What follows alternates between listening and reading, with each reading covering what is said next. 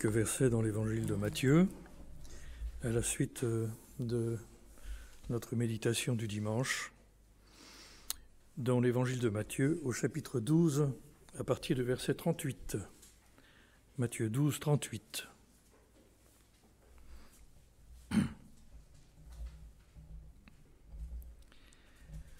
Alors quelques scribes et pharisiens prirent la parole. « Maître, nous voudrions que tu nous fasses voir un signe. » Jésus leur répondit, « Génération mauvaise et adultère, qui réclame un signe.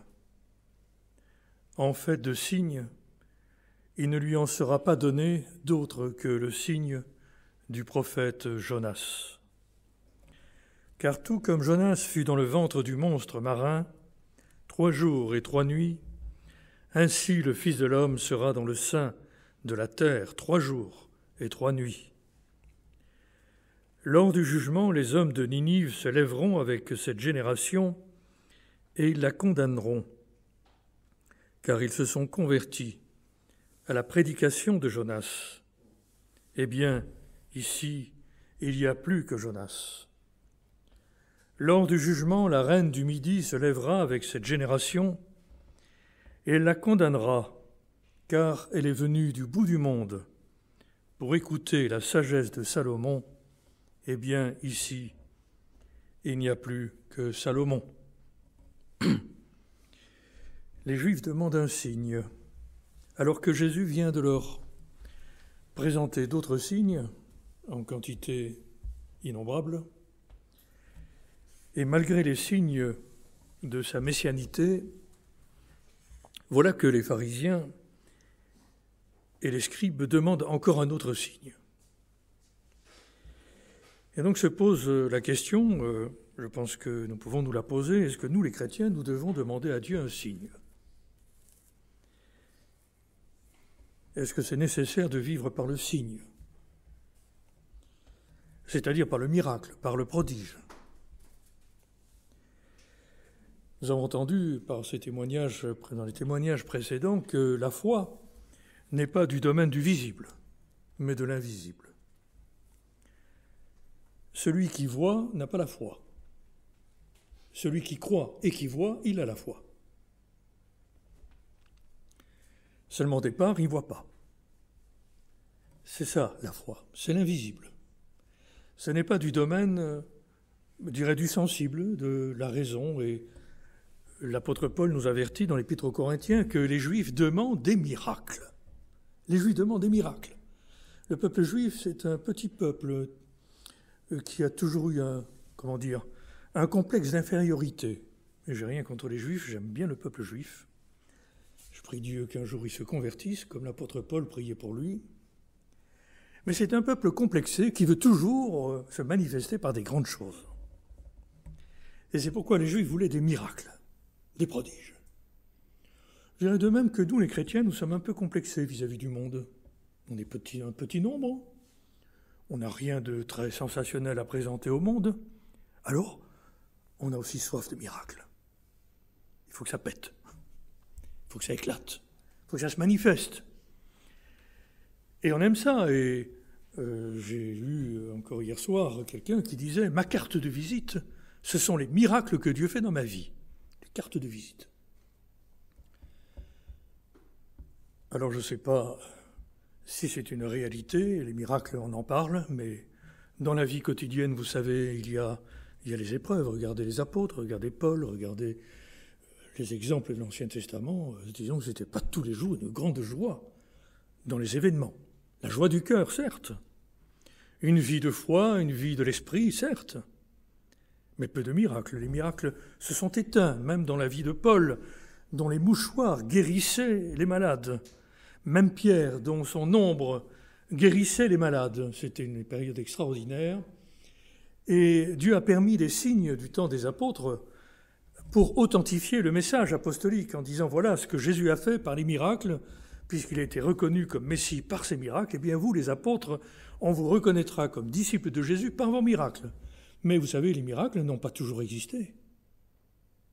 Se sont éteints À la fin de la vie de Paul, il avait son compagnon Épaphras qui était malade, Tite aussi était malade, Timothée avait de fréquentes indispositions d'estomac. Ce n'est pas toujours le miracle. Il y a miracle dans la vie chrétienne, certainement. Il y a des signes et des prodiges que le Seigneur nous accorde, mais qui ne sont pas toujours de l'ordre de l'extraordinaire. Jésus venait de faire des choses extraordinaires, et les Juifs disent « Fais-nous encore quelque chose de plus extraordinaire, afin qu'on croie en toi. » Et l'évangile de Marc nous dit « Jésus poussa un grand soupir et dit « Mais pourquoi cette génération demande-t-elle un miracle ?» Pourquoi? Il était triste, Jésus. Après qu'il ait fait tant de miracles, il ne croyait pas en lui, dit l'évangéliste Jean. Il ne croyait pas. Donc le miracle ne suscite pas la foi. Le miracle authentifie la prédication de celui qui parle. C'est pourquoi les miracles ont eu lieu pour qu'on puisse croire la parole des apôtres. Je n'ai pas le temps de lire tous ces textes, Hébreux chapitre 2 le dit. Dieu a attesté, rendu témoignage de la prédication des apôtres par des signes, des prodiges et des miracles. Et j'aime bien citer cet exemple de Jean Calvin, qui était quand même le réformateur, un réformateur qui a, grâce auquel nous existons, nous, les chrétiens évangéliques. Et l'Église catholique, à l'époque, le disait « Mais vous, les protestants, vous n'avez pas de miracles. » Et Jean Calvin a dit « Mais vous savez, les miracles, on les a eus. Au début de l'Évangile, il n'y a qu'un seul Évangile. Au début de l'Évangile a été authentifié par les miracles. On n'a plus besoin d'en avoir aujourd'hui de la même manière. » Alors, il avait raison dans un certain sens, mais Dieu continue à faire des miracles dans notre vie, ne fût-ce que la transformation de notre être, ce qui n'est pas le moindre, vous savez. Qu'est-ce qui est plus facile, guérir les yeux, guérir un paralytique, ou de lui dire, comme disait Jésus, tes péchés sont pardonnés. C'est plus facile pour Jésus de faire des miracles, mais changer le cœur. Vous savez, pour que quelqu'un de menteur ne mente plus, pour quelqu'un de coléreux ne se mette plus en colère, pour quelqu'un qui est impudique ne commette plus l'impudicité. Ça, c'est le miracle. C'est le miracle de la régénération, de la nouvelle naissance, de la sanctification que Dieu opère dans la vie de tous les jours, grâce au Saint-Esprit. Sans parler du secours que Dieu nous accorde tous les jours, sa protection. J'ai fait un cours récemment sur les anges. Et je dis, vous savez, les chrétiens ont oublié de penser qu'ils ont des anges. Les anges qui sont des serviteurs de Dieu à notre service. Dans le ciel, il n'y a pas seulement les chrétiens ressuscités, enfin plutôt régénérés, les justes parvenus à la perfection, mais il y a aussi les anges. Et la foi dans les anges, c'est aussi un secours que Dieu nous accorde. Bien sûr, on dit Dieu va m'aider, mais Dieu dit, mais toi, je vais t'aider et je vais t'envoyer mes anges. C'est mieux, c'est plus encore. Mais on ne croit pas aux anges. On voudrait des signes. Les anges sont invisibles. Quelqu'un a dit, on n'a jamais vu une plume d'aigle, hein, une plume d'ange. Les anges n'existent pas. La parole de Dieu nous dit, les anges existent. Tu crois ou tu ne crois pas? Si tu demandes un signe, tu n'en auras pas. Pourquoi? Parce que Dieu a parlé. Parce que Dieu s'est manifesté. Et c'est pourquoi ici, Dieu ne veut pas donner un signe aux Juifs. Pas un signe de plus. Les Juifs demandent des miracles, des choses extraordinaires. Et Paul dit, nous prêchons Christ crucifié. Scandale pour les Juifs. Parce que Christ crucifié, c'est un scandale pour les Juifs, c'est une folie pour les païens, mais pour nous, c'est une puissance de Dieu. Pour nous qui croyons, puissance de Dieu, parce que nous croyons à la croix de Jésus-Christ, son efficacité, Christ mort, mais ressuscité pour nous sauver. Et c'est pourquoi Jésus leur dit, il ne vous sera donné qu'un seul signe. De la même manière que nous n'avons qu'un seul signe, nous aussi. C'est Jésus, semblable à Jonas, qui pendant 3 jours a été dans le ventre de la terre et ressuscité vivant. Le seul signe que nous avons, sur lequel nous devons nous appuyer, c'est celui-là. Nous ne nous glorifions que d'une seule chose, la croix de Jésus-Christ. Pas des miracles. Les miracles suivent la foi. J'ai vu des miracles dans ma vie. J'ai vu des guérisons miraculeuses. J'ai vu des manifestations de dons spirituels dans ma vie, certes. Mais la foi ne se nourrit pas de miracles. La foi vient de ce qu'on entend. De même, la foi ne vient pas du cinéma. Elle ne vient pas des images. La foi ne vient pas des sketchs. La foi vient de la proclamation de la parole de Dieu, de la parole de Christ. Et les miracles sont là pour authentifier cette parole. Les miracles ont eu lieu. L'évangile a été répandu sur la terre. Christ est mort, ressuscité. Les apôtres en ont témoigné. Voilà le miracle, qui est la base et le fondement de notre foi. C'est un scandale, ça, vous savez. Oh, ça fait pas du bien, ça. Oh, ça fait pas du bien à mes émotions, ça fait pas du bien à mes terreurs, à mes angoisses. J'aimerais tellement que Dieu me parle, j'aimerais tellement voir Dieu, j'aimerais qu'il se manifeste. Voilà comment on attend le miracle, on attend le prodige, on attend je ne sais pas quoi, quelque chose qui va nous convaincre, quelque chose d'extraordinaire qui va nous convaincre. Dieu nous dit, ma croix te suffit. Je t'ai parlé et tu ne me crois pas.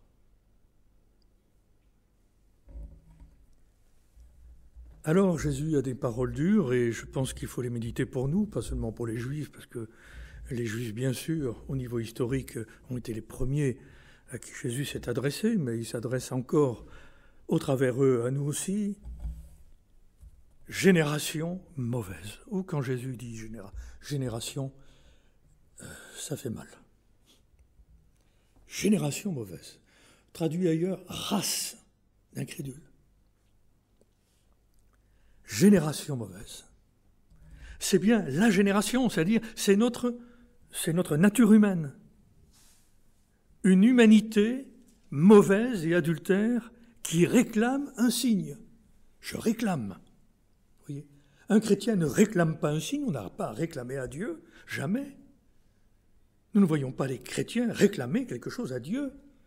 C'est l'arrogance, c'est l'orgueil. Alors je regardais un petit peu dans la Bible ces jours-ci, parce que je me suis dit quand même, je vais aller regarder dans la Bible si on peut demander des signes. Alors, bon, je connais bien ma Bible, mais je fais toujours vérifier au cas où. C'est toujours Dieu, la plupart du temps, qui donne des signes, qui propose un signe. Dans l'Ancien Testament, c'est lui qui le propose. Il y a 2 exceptions, je crois. Il y a Gédéon, qui, lorsque Dieu lui est apparu sous la forme d'un ange, il lui a dit « Si c'est toi, donne-moi un signe ». Parce que, vous savez, Gédéon, ce sont les juges. Vous connaissez cette période où chacun faisait ce qui lui semblait bon, et Gédéon ne connaissait pas Dieu. Alors, je n'avais jamais entendu parler de lui, ou peu. Il avait oublié, en tout cas. Il dit, si c'est toi. Alors Dieu s'est manifesté. Alors Gédéon a dit, oh, j'ai vu Dieu. Malheur à moi, j'ai vu Dieu. Puis alors Dieu lui dit, tu vas faire quelque chose pour moi. Alors c'était une chose très difficile à faire. Et Gédéon, évidemment, était mort de trouille. Il a dit, Seigneur, si c'est vraiment toi qui m'envoies, eh bien fais qu'il demande des signes. Que la toison dans le pré soit mouillée et pas les prés. Puis alors, le lendemain, la toison est mouillée, mais pas le pré. Et puis Gédéon, il est incrédule, il dit, mais Seigneur, excuse-moi, mais je voudrais te demander quand même un autre signe. Permets que le demain, ce soit la prairie qui soit humide et pas ma toison. Et le lendemain, la prairie était humide, mais pas la toison. Alors Gédéon dit, ah oui, alors il a cru un peu. C'est l'Ancien Testament, c'est du temps des juges.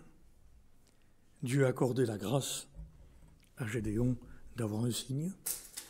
Il a proposé un signe au roi Akab, et le roi Akab a dit « Non, non, non, je n'ai pas besoin de signe ».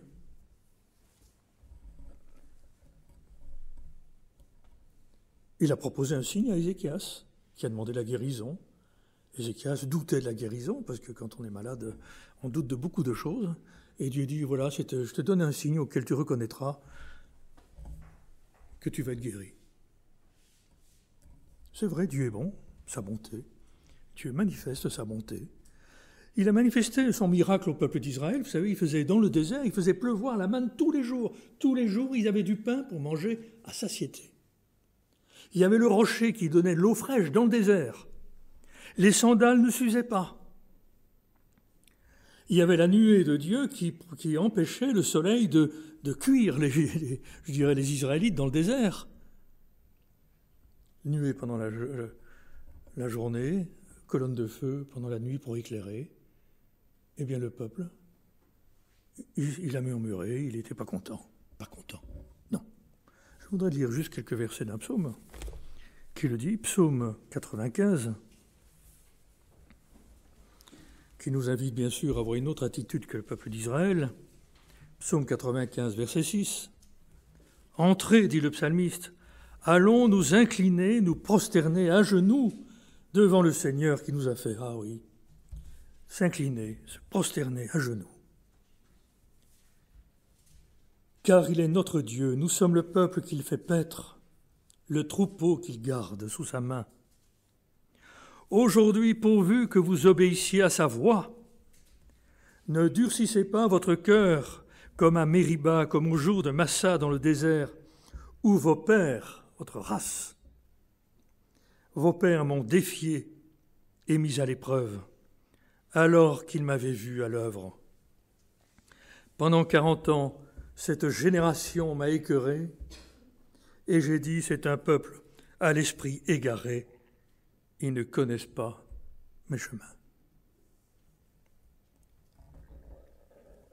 Alors qu'ils m'avaient vu à l'œuvre, ils n'ont pas cru. Voilà le peuple d'Israël, toujours dans le murmure. Génération mauvaise. Vous savez, c'est une méchanceté que de ne pas vouloir voir la vérité. Parce que certes, la vérité nous dérange toujours. Mais en fait, la vérité, on l'aperçoit, on l'entrevoit. Mais encore faut-il la désirer pour qu'elle fasse son nid dans notre cœur. Et c'est pourquoi ici Jésus parle de gens mauvais, ils sont méchants, ils ne sont pas honnêtes. Et puis ce sont des adultères. Alors l'adultère, on va se demander qu'est-ce que les Juifs étaient adultères. C'est dans un sens spirituel, bien sûr. C'est-à-dire un cœur partagé. Ils disent croire en Dieu, mais dans leur cœur, il y a autre chose. Ils ne veulent pas que croire en Dieu, ils veulent aussi que Dieu soit à leur service. Le peuple d'Israël, il croyait en Dieu, mais il murmurait contre lui. Il y avait deux choses dans le cœur, c'était des adultères. C'était des gens avides. Ils voulaient des miracles, encore. Toujours du pain, tous les jours, on en a marre de cette nourriture. On voudrait de la viande. Eh bien, Dieu a envoyé de la viande, et ils ont péri dans le désert. Ils sont morts avec la viande dans la bouche, parce qu'ils ont demandé de la nourriture selon leurs désirs. Ils ont demandé un signe, ils ont demandé un miracle, ils l'ont eu, ils sont morts. Et c'est pourquoi dans l'Épître aux Corinthiens, il est dit « N'ayez pas de mauvais désirs comme nos pères l'ont eu dans le désert, en sorte que beaucoup périrent à cause de leurs murmures. Et parce qu'ils ont défié Dieu, ils ont tenté Dieu, ils ont été incrédules. » C'est-à-dire qu'ils n'étaient pas contents de ce que Dieu donnait. Et vous savez, nous ne réalisons pas à quel point Dieu nous protège, Dieu nous garde, tout ce qu'il a fait avec nos enfants, tout ce qu'il nous accorde comme acte de bonté. Vous savez, nous ne sommes pas meilleurs que les Juifs, nous sommes aussi, quelquefois, une génération mauvaise et adultère, partagée. Je vais déjà raconter souvent cet exemple, mais je l'ai vu en 50 ans de ministère pastoral. J'ai vu des gens qui n'étaient pas mariés, ils désiraient se marier, et alors ils pleuraient, ils demandaient à Dieu de se marier. Et j'ai une très chère sœur que j'aime beaucoup et qui est dans la foi aujourd'hui et dont le cœur a été rassuré, mais au départ, elle voulait se marier, elle a eu son mari, après, elle n'était pas contente. Parce que son mari, lui, il avait son caractère, hein, alors donc ça n'allait pas. Et puis après, elle était enceinte, et vous savez, quand on est enceinte, bien évidemment, on souffre, parce que c'est pas gai pour une femme de donner la vie à un enfant. On se déforme, il y a des douleurs, il y a des sacrifices, et puis voilà, donc je l'ai vu en entretien, toujours en train de pleurer pour quelque chose, toujours pleurer. Ça n'allait pas, puis elle a eu les enfants, puis après ils étaient malades, ça n'allait pas. Ainsi de suite. Jamais content. Insatiable. Toujours désireux de satisfaction personnelle. C'est ça être adultère. C'est ça être une génération mauvaise qui réclame un signe. Alors, comme pour les Juifs, il n'y a pas d'espoir. Dieu ne fera rien d'autre que nous offrir le seul signe, celui de Jonas. Il a eu lieu. Et vous savez, Jonas n'a pas fait les miracles de Jésus. Et pourtant, les habitants de Ninive, quand ils ont entendu sa prédication, il n'y a pas de miracle, ils se sont repentis. Et Jésus dit, Au jour du jugement dernier, les habitants de Ninive qui ont entendu Jonas vous jugeront, vous, qui avez vu les miracles et qui n'avez pas cru. Et puis il donne aussi l'exemple de la reine de Saba.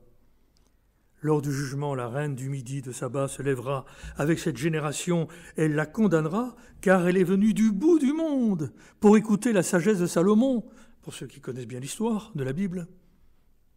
Elle habitait très loin, elle avait entendu parler de Salomon, d'une sagesse extraordinaire de ce roi, alors qu'est-ce qu'elle a fait? Elle est partie, elle a fait un long voyage sur un oui-dire, sur une info, pour écouter elle-même la parole de Salomon.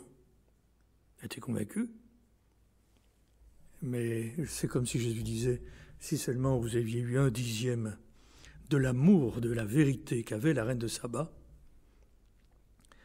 eh bien, vous n'auriez pas réclamé un miracle. Donc, si on réclame un miracle, c'est qu'on n'aime pas la vérité. Parce que Dieu a parlé. Donc Dieu agit et il nous demande de croire. Crois au Seigneur Jésus et tu seras sauvé. Dieu n'a rien à ajouter à son sacrifice. Jésus, quand il est mort, il a dit « Tout est accompli ». Et l'apôtre Paul certifie en nous disant « Vous avez tout pleinement Jésus ». Vous avez tout pleinement Jésus. Il ne vous faut rien d'autre. Pas un miracle, pas une guérison pour croire, pas je ne sais pas, des signes. Je me souviens de cette jeune africaine dans la foi qui était venue me trouver après une réunion. Elle dit « Oui, vous me dites que Jésus, il répond à mes prières. Eh bien moi, il ne m'a pas répondu à mes prières. » Alors je dis ben, « On va demander ensemble. » Voilà. Donc on a prié ensemble et elle a exposé son sujet de prière. Elle cherchait un travail. 15 jours après, elle vient me trouver après une réunion, de nouveau en colère, de nouveau. « Oui, on a prié la dernière fois et Dieu m'a donné deux travails. Je ne sais pas lequel choisir. » J'ai jamais oublié. Ça montre bien qu'on n'est jamais content.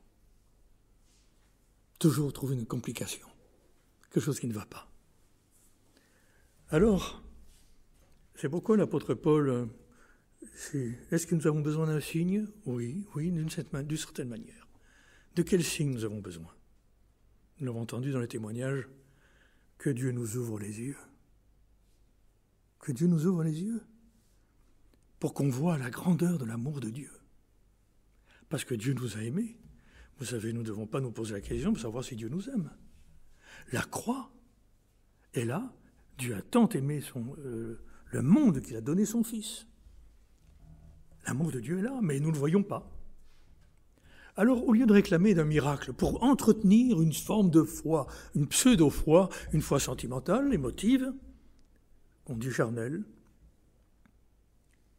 il vaut mieux être guéri de l'incrédulité en courbant nos cœurs devant Dieu, en disant « Seigneur, pardonne-moi. Je sais, tu me dis que tu m'as aimé, et moi, voilà que je doute. Et pitié de moi. Prends pitié de moi. » Et alors, là, nous pouvons demander un signe. « Seigneur, ouvre mes yeux. » Et Dieu le fera. Et j'aimerais terminer par la lecture d'un psaume qui nous montre l'attitude que nous devons avoir lorsque nous sommes dans une situation difficile où l'amour de Dieu ne semble plus être saisissable à nos sens. C'est le psaume 87.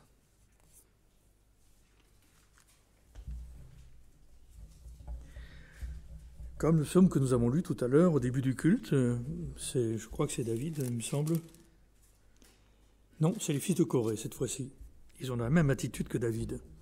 Psaume 87, verset 12. « Seigneur mon Dieu, je veux te célébrer de tout mon cœur et glorifier ton nom pour toujours.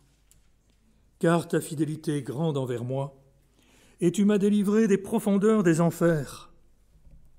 Dieu des orgueilleux m'ont attaqué, une ligue de tyrans veut à ma vie. Ils ne tiennent pas compte de toi, mais toi, Seigneur, Dieu miséricordieux et bienveillant, lent à la colère, plein de fidélité et de loyauté, tourne-toi vers moi, aie pitié de moi, donne ta force à ton serviteur et sauve le fils de ta servante. » Et puis voilà ce qu'il dit, verset 17. « Agis avec éclat en ma faveur. » Traduit autrement, « Produis un signe en ma faveur. » Et dans le texte original, c'est « fais avec moi un signe pour le bien. Fais pour moi un signe pour le bien. C'est-à-dire que ta promesse, il vient de le confesser, Dieu miséricordieux, Dieu bienveillant, lent à colère, plein de fidélité, de loyauté. Il proclame sa foi. Il dit, Seigneur, je crois, viens au secours de mon incrédulité, tourne-toi vers moi. Et puis, il y a une prière, vous savez, qui est admirable. Il dit, sauve le fils de ta servante. Il était roi, hein, on peut dire que le fils de ta servante, c'est pas grand-chose être fils d'une servante. C'est un signe d'humilité de parler comme ça.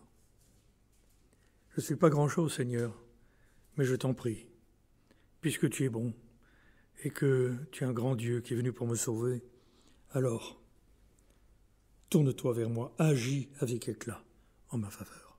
Vous voyez, dans ce sens-là, on peut demander un signe à Dieu, réponds-moi, Seigneur, j'attends ta promesse, j'attends. Je ne réclame pas. Seigneur, puisque tu as fait une promesse, il est bien dit que ce sont ceux qui, par la foi et la persévérance, qui héritent des promesses. Bien, Seigneur, je veux hériter de ta promesse. Dieu dit, soyez remplis de l'Esprit. Alors pourquoi je ne suis pas rempli de l'Esprit? Mais Seigneur, le Seigneur me dit, mais c'est un ordre qu'il m'a donné. Alors, j'accepte d'être rempli de l'Esprit. Et pour que ma vie soit remplie de l'Esprit, il faut d'abord vider le vase, vous savez. Parce que le Saint-Esprit, il ne va pas venir habiter avec mes passions. Hein. Il ne va pas venir habiter avec mes mensonges, avec mon péché. Non, non. Dieu va remplir mon vase si je lui apporte ma vie, si je vis à la lumière, si je me sépare du péché, de la mondanité, si je me sépare de l'orgueil, de mes désirs mauvais.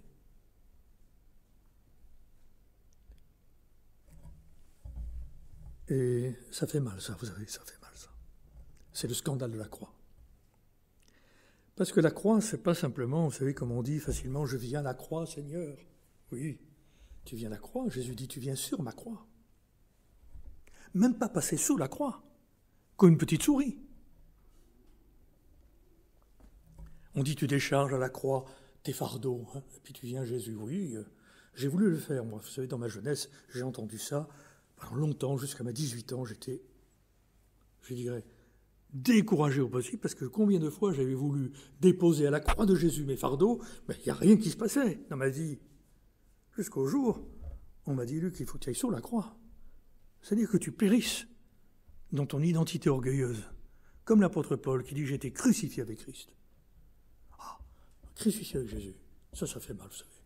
Crucifié au désir de voir des miracles. Crucifié dans l'avidité du cœur. Non pas ce que je veux, Seigneur, mais ce que tu veux. Voilà. N'être plus rien en dehors de Dieu qui nous accueille. C'est plus moi qui vis, c'est Christ qui vit en moi. Et désormais, je vis dans la foi au Fils de Dieu. Vivre dans la foi au Fils de Dieu. Voilà. Je reçois tout de Jésus, tout ce dont j'ai besoin, dans la vie de tous les jours. La joie que j'ai pas, la paix qui me manque, je la reçois de Jésus. L'origine de ma paix, c'est la croix et la résurrection de Jésus. C'est le signe de Jonas. C'est de là que tout vient. La parole dit, j'ai tout reçu pleinement, Seigneur, tu me dis que j'ai tout reçu. Je t'en prie, manifeste-toi. Dans ma vie, je veux connaître cet amour-là. Remplis-moi de toi. Ça oblige à la prière, à l'humilité, mais c'est pas la prière, c'est pas le bureau des réclamations. C'est pas la présentation de nos exigences. C'est pas être méchant, c'est pas être adultère. C'est être dépouillé de tout désir personnel et venir à Dieu. Alors Dieu remplira notre vie et c'est vrai qu'il nous donnera la plénitude de l'esprit et c'est une réalité, c'est un miracle ça. C'est le miracle, je dirais, la réalisation du salut que Jésus a réalisé sur la croix et par sa résurrection. Et bien que Dieu ouvre notre cœur et surtout dispose notre cœur à le recevoir de cette manière-là et à nous approcher de lui de cette manière humble. Nous prions.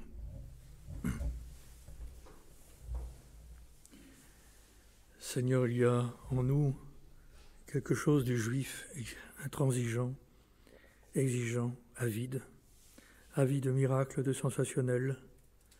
Pardonne-nous, Seigneur, de ne pas pouvoir vivre sans avoir ce sentiment d'exister par nous-mêmes, sans ce désir de ressentir les choses, de vivre intensément la foi.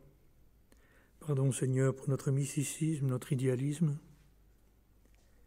Pardon de refuser souvent la croix, qui est un scandale, et nous acceptons, puisque ta parole nous invite à l'accepter, nous acceptons le scandale de la croix. Nous savons que c'est là, Seigneur, la victoire. Nous te bénissons parce que Jésus, lorsqu'il est mort avec nous. Nous sommes morts en lui, et nous sommes ressuscités en nouveauté de vie avec lui.